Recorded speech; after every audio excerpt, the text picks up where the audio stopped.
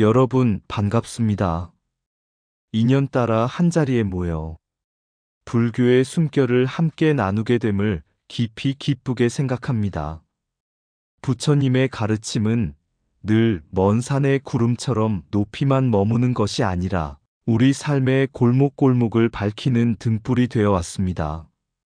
굶주린 이의 밥그릇에 담기고 병든 이의 손을 잡아주며 외로운 노인의 하루를 지켜주는 따뜻한 온기로 스며들어 왔습니다. 오늘과 내일 우리는 그 살아있는 자비의 발자취를 따라 홍콩 불교의 모습을 함께 살펴보고자 합니다.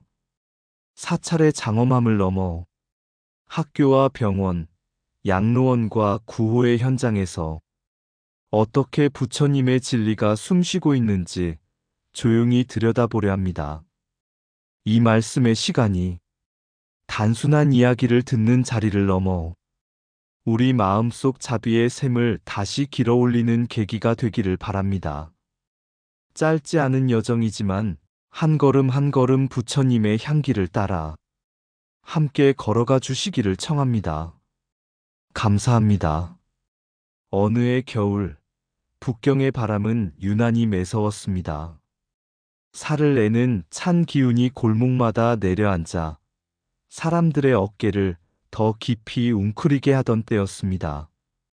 한 사찰의 작은 방 안에서는 불자 몇 사람이 모여 조용히 컴퓨터 자판을 두드리고 있었습니다. 겉으로 보면 그저 사무작업 같았지만 그들의 마음은 기도보다 더 깊은 곳을 향하고 있었습니다. 지금 무엇을 하고 계십니까? 방문한 스님 한 분이 묻자 한 신도가 미소를 지으며 답했습니다. 북경신의 극빈자들의 명단을 정리하고 있습니다. 화면에는 이름, 주소, 가족수, 형편이 빼곡히 적혀 있었습니다. 어떤 집은 아이가 셋인데 학비가 없었고, 어떤 집은 노모가 병상에 누워 있었으며, 또 어떤 집은 지붕이 무너져 겨울바람을 그대로 맞고 있었습니다. 며칠 뒤, 그 명단은 종이 위의 글자가 아니라 발걸음이 되었습니다. 스님들과 신도들은 쌀을 짊어지고 골목을 찾았고, 아이의 손에 학비 봉투를 쥐어주었으며, 낡은 지붕 위에 올라가 망치를 두드렸습니다. 한 노인이 떨리는 손으로 물었습니다. 어째서 우리에게 이렇게까지 해주십니까? 그때 한 스님이 잠시 허리를 굽혀 눈을 맞추며 말했습니다. 우리가 돕는 것이 아닙니다. 부처님께서 어르신 댁을 방문하신 것뿐입니다. 우리는 그 길을 안내했을 뿐입니다. 노인의 눈가에 맺힌 물방울은 겨울 성해처럼 맺혔다가 이내 봄물처럼 흘러내렸습니다. 그날 밤 사찰로 돌아오는 길에 누군가 물었습니다. 오늘 우리가 한 일이 포교입니까? 스님은 잠시 하늘을 보았습니다. 별빛이 차가운 공기 속에서 더욱 또렷했습니다. 배고픈 이를 먹이는 것이 설법이요, 무너진 지붕을 고치는 것이 경전이며, 눈물을 닦아주는 손길이 곧 불법이지요. 그 말이 끝나자 아무도 더 묻지 않았습니다. 이미 모두의 마음속에서 목탁 소리 없이도 법문이 울리고 있었기 때문입니다. 바다 안개가 천천히 산허리를 감싸 오르던 이른 아침, 한 수행자가 배를 타고 홍콩의 란타우 섬으로 향하고 있었습니다. 멀리서 바라본 산정에는 거대한 좌불이 구름 위에 떠 있는 듯 앉아 있었고, 그 아래로 사찰의 지붕들이 연꽃잎처럼 펼쳐져 있었습니다.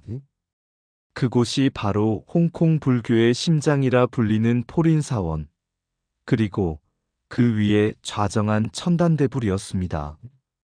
수행자는 268개의 계단을 한 걸음씩 올랐습니다. 숨이 차올랐지만 이상하게도 마음은 점점 고요해졌습니다. 계단 끝에 이르렀을 때 거대한 불상이 시야를 가득 채웠습니다. 청동으로 빚어진 부처님은 눈을 반쯤 감은 채 세상을 내려다보고 있었는데 그 시선에는 심판도 꾸짖음도 없었습니다. 오직 기다림과 연민만이 담겨 있었습니다. 곁에 서 있던 노수님이 말했습니다. 저 부처님을 사람들은 미부다, 곧 첨단불이라 부르지요. 미래에서 우리를 맞이할 부처이기도 하지만 사실은 지금 우리의 마음을 비추는 거울이기도 합니다. 수행자가 물었습니다. 어찌하여 저리 높은 곳에 모셔두었습니까? 노스님이 미소 지었습니다. 높이 계시기 때문이 아니라 우리 마음을 높이라고 그리 만든 것이지요. 그 말에 수행자는 계단을 돌아보았습니다. 아래에서 올라올 때는 힘겨운 돌계단이었는데 지금 보니 수행의 층층이처럼 느껴졌습니다. 사찰로 내려오자 법당에서는 연불이 흐르고 있었고 마당 한쪽에서는 신도들이 공양 준비를 하고 다른 한쪽에서는 아이들이 예불예절을 배우고 있었습니다. 수행자가 다시 물었습니다. 이곳은 수행도량입니까? 신앙도량입니까? 노스님은 잠시 생각하더니 이렇게 답했습니다. 두 강이 만나는 바다와 같지요. 수행만 있으면 메마르고 신앙만 있으면 흔들립니다. 이곳은 걷는 마음과 기도하는 마음이 함께 숨쉬는 자리입니다. 그날 저녁 해가 서쪽 바다로 가라앉자 대불의 얼굴은 황금빛 노을을 입었습니다. 수행자는 문득 깨달았습니다. 저 거대한 불상이 홍콩 불교의 상징인 까닭은 크기 때문이 아니라 도시의 번잡 속에서도 자비와 수행을 함께 일으키라는 침묵의 설법을 하고 있기 때문이라는 것을 바람이 불어와 사찰의 풍경을 흔들었습니다. 맑은 종소리가 산과 바다 사이로 길게 번졌습니다. 그 소리는 이렇게 들리는 듯 했습니다. 신앙은 하늘을 향해 손을 모으는 것이고 수행은 세상을 향해 손을 펴는 것이다. 두 손이 함께할 때 그 자리가 곧 불국토니라. 거대한 불상은 돌로 세운 것이 아니라 중생을 향한 자비로 세운 것이다. 높은 산 위의 부처는 멀리 계신 것이 아니라 우리 마음을 높이라 앉아 계신다. 계단을 오르는 발걸음이 곧 수행이요, 정상에 멈춘 숨결이 곧 깨달음이다. 신앙이 하늘을 향한 합장이라면 수행은 세상을 향한 보시의 손이다. 연불이 입에서 흐를 때 자비는 반드시 발걸음으로 이어져야 한다. 부처를 향해 절하는 마음이 중생을 향해 허리를 굽힐 때 비로소 완성된다. 사찰의 지붕이 높을수록 그늘 아래 쉬는 이가 많아야 한다. 미래부를 기다리는 마음은 지금의 고통을 외면하지 않는 데서 시작된다. 기도는 소리를 올리는 일이 아니라 고통을 내려놓게 하는 일이다. 수행 없는 신앙은 메아리 같고 신앙 없는 수행은 그림자 같다. 부처의 눈은 반쯤 감겨 있으나 중생의 눈물은 끝까지 보고 계신다. 큰 불상이 세상을 굽어보는 까닭은 작은 고통 하나도 놓치지 않기 위함이다. 법당 안의 향불보다 세상 속 자비의 온기가 더 오래 탄다. 산 위에 세운 불국토는 도시 아래 삶 속에서 완성된다. 부처를 만나는 가장 빠른 길은 가장 고통받는 이를 향해 걷는 것이다. 도심의 빌딩 숲 사이로 아침 종소리가 번지던 어느 날 한 젊은 수행자가 홍콩의 한 사찰을 찾았습니다. 그는 오래전부터 이런 의문을 품고 있었습니다. 불교는 산속에서만 깊어지는 것인가? 아니면 세상 속에서 더 넓어지는 것인가? 사찰의 문을 들어섰을 때 그는 예상과 다른 풍경을 마주했습니다. 연불 소리 대신 아이들의 웃음소리가 먼저 들려왔습니다.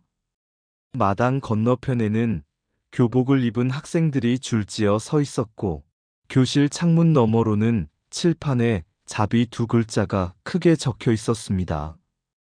곁에 있던 스님이 말했습니다. 이곳은 불교 종립학교입니다. 아이들에게 경전만 가르치지 않습니다. 사람을 아끼는 마음을 먼저 가르치지요. 수행자가 물었습니다. 지식을 가르치는 것이 수행입니까? 스님이 고개를 저었습니다. 지식은 세상을 살아가게 하지만 자비는 세상을 살게 합니다. 학교를 나와 조금 더 걸어가자 이번에는 양로원이 나타났습니다. 햇살이 잘 드는 마루에 노인들이 앉아 있었고 어떤 이는 염주를 돌리고 어떤 이는 봉사자의 손을 잡은 채 옛 이야기를 나누고 있었습니다. 한 할머니가 수행자의 손을 붙잡으며 말했습니다. 스님들이 우리를 버리지 않아 고맙소. 여기선 늙어도 외롭지가 않아요. 수행자는 가슴이 먹먹해졌습니다. 그는 조용히 스님께 물었습니다. 이 또한 불사입니까?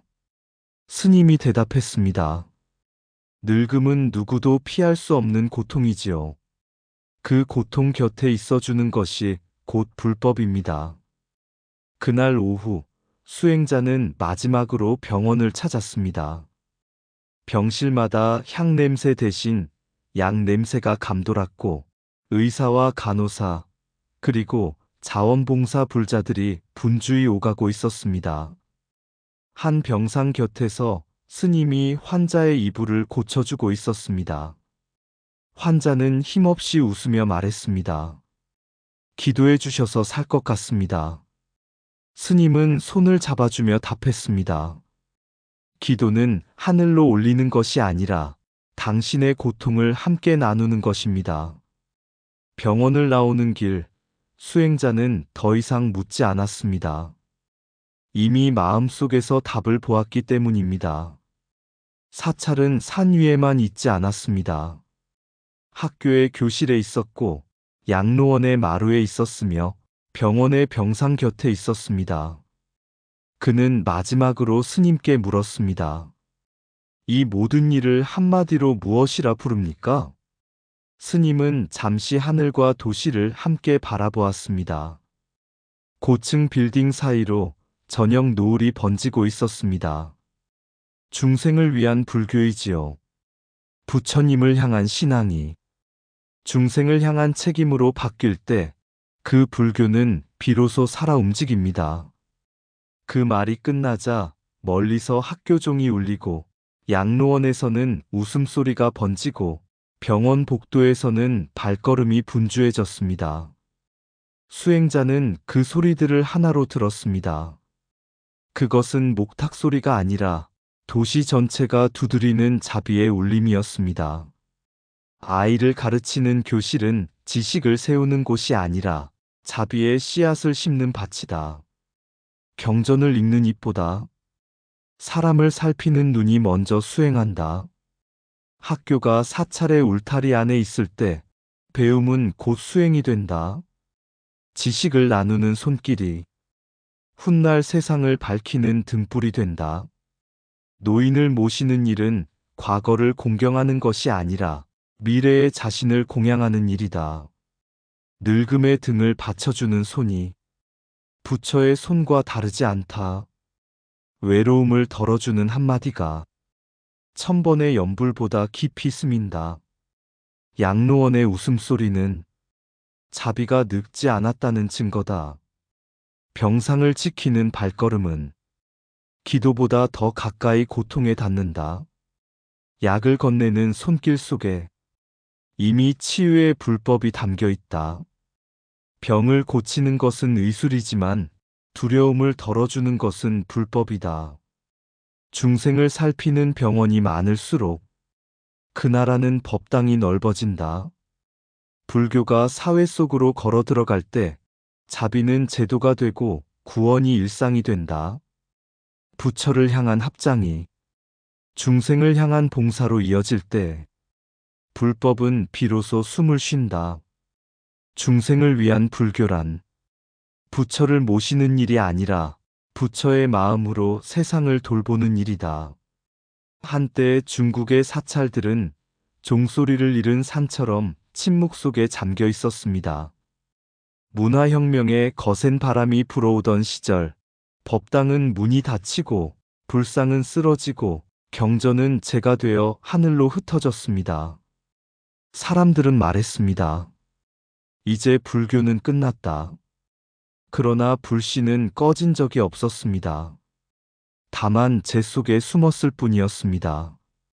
세월이 흘러 경랑이 잦아든 뒤 사찰의 문이 하나둘 다시 열리기 시작했습니다. 하지만 스님들은 먼저 법회를 열지 않았습니다. 종을 울리지도 않았고 큰 설법을 시작하지도 않았습니다. 대신 사찰 마당 한쪽에 긴 책상을 놓았습니다. 그리고 사람들이 모여 앉아 무언가를 적기 시작했습니다.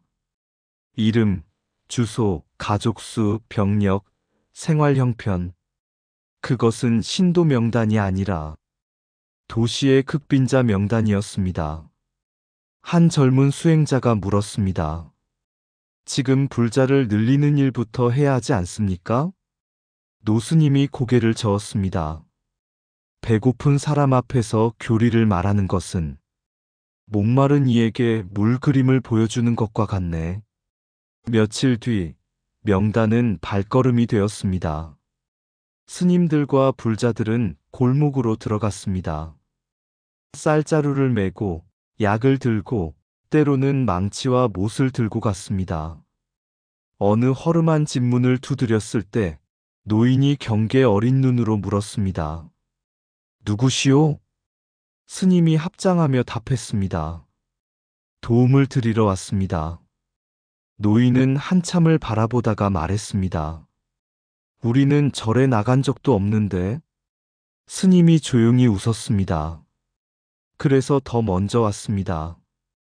그날 이후 사찰의 종소리는 법당 안보다 골목에서 먼저 울리기 시작했습니다.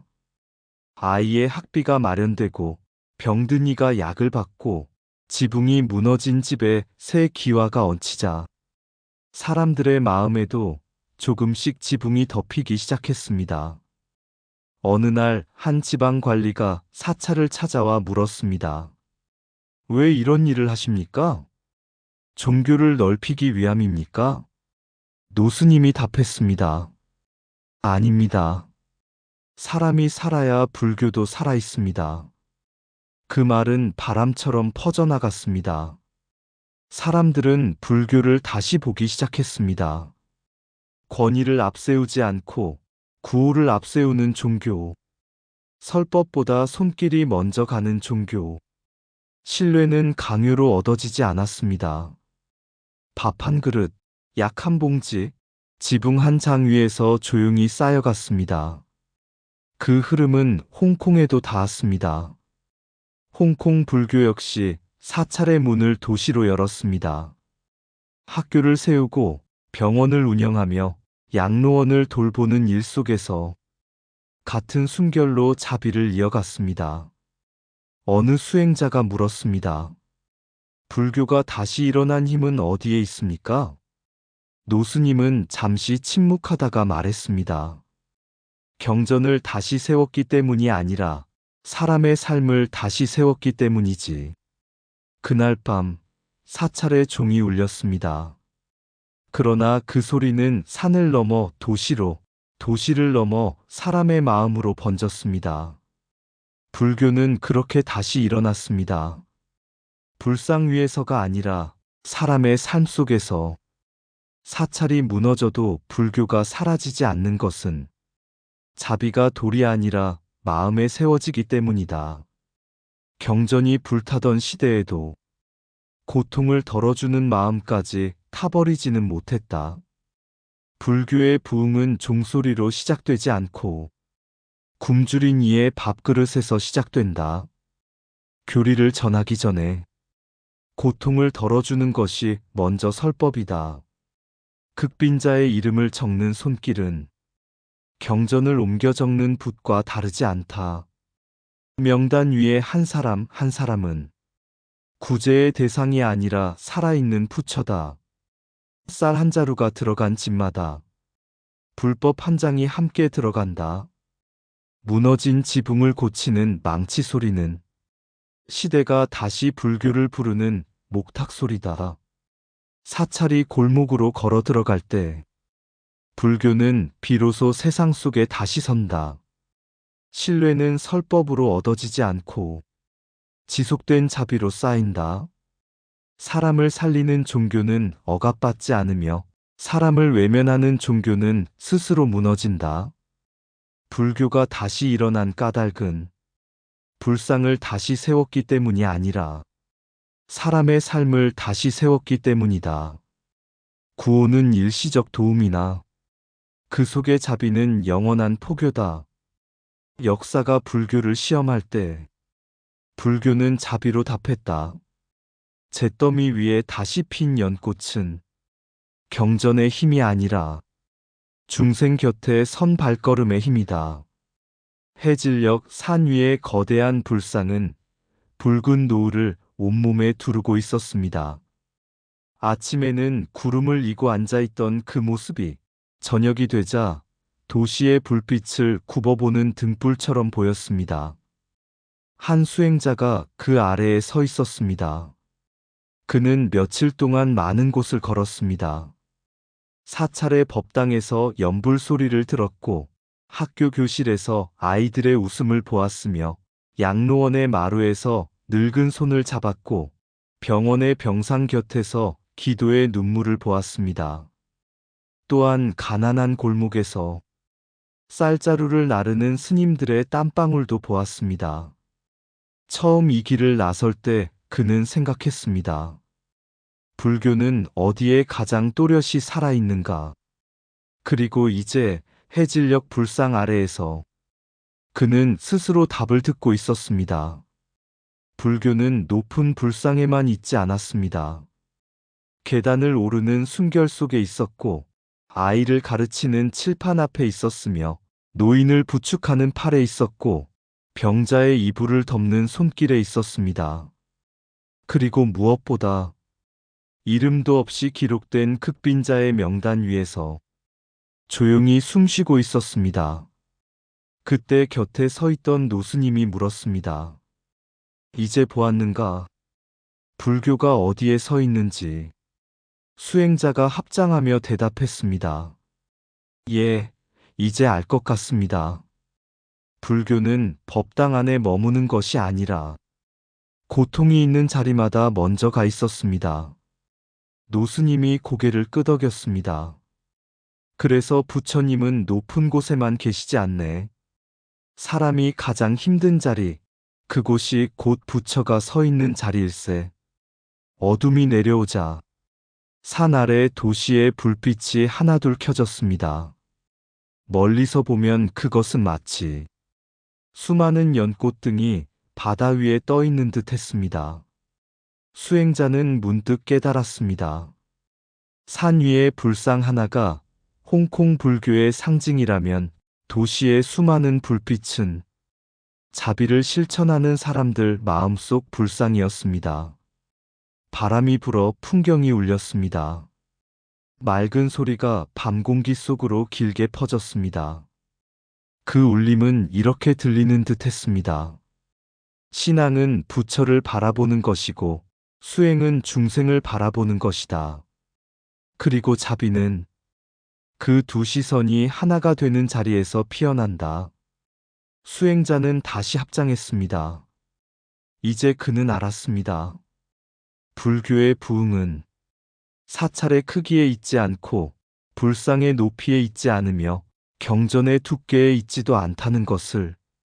그것은 오직 하나 중생의 삶 속으로 걸어 들어간 발걸음의 깊이에 있음을. 밤하늘에 별이 떠올랐습니다.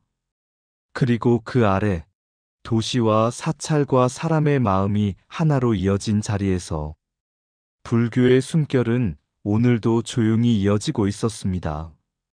산 위에 부처가 앉아 있다. 구름을 무릎에 얹고 세상의 소음을 발 아래 두른 채. 그러나 부처는 높은 곳에만 머물지 않는다. 계단을 오르는 숨 속에 있고 합장하는 이마의 온기 속에 있으며 무거운 쌀자루를 짊어진 어깨 위에 있다. 교실의 분필 가루 속에서 자비라는 글자가 피어나고 늙은 손을 감싸 쥔 손바닥 위에서 세월이 눈물처럼 녹아내린다. 병실의 희미한 숨결 곁에 조용히 앉아있는 기도는 하늘로 오르지 않고 사람의 가슴으로 스며든다. 한때는 종소리마저 끊겼던 시간, 불상은 쓰러지고 경전은 재가 되어 흩어졌으나 자비는 타지 않았다. 재 속에서 숨 쉬다 다시 사람의 발걸음이 되었고 골목으로 들어가 밥이 되고 약이 되고 지붕이 되었다. 그리하여 불교는 다시 일어났다. 법당 위에서가 아니라 사람의 삶 속에서. 해질녘 노을이 부처의 어깨에 내려앉으면 도시의 불빛이 하나둘 켜지고 그 불빛마다 작은 불상이 앉아 있다. 자비를 실천하는 마음마다 이미 한 분의 부처가 좌정해 있다. 산 위의 부처가 묻는다. 나를 보았느냐?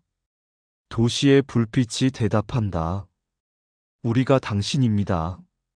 의상 맑고 향기로운 지혜의 샘이었습니다. 오늘도 좋은 날 되세요. 구독과 좋아요는 맑고 향기로운 지혜의 샘에게 큰 힘이 됩니다.